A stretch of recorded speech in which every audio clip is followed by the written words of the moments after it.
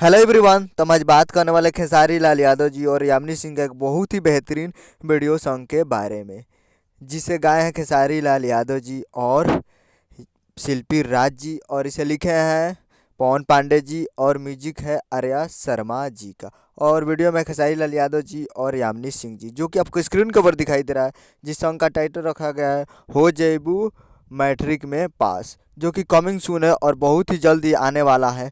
कल इसको रिलीज़ किया जाएगा, कल या आज शाम या कल कल तक इसको रिलीज़ किया जाएगा। कमिंग सून है, बहुत ही जल्द आप लोगों को देखने को मिलेगा speed records Bhojpuri YouTube channel पे, जो कि बहुत ही बेहतरीन वीडियो सॉन्ग होने वाला है। और वीडियो में खेसारी लाल यादव जी और यामिनी सिंह जी, तो आप लोग इसे speed records Bhojpuri YouTube channel पे देख सकते हैं, क्योंकि ये कमिंग सून है और बहुत जल्द स्पीड रिकॉर्ड्स पे आने वाला है।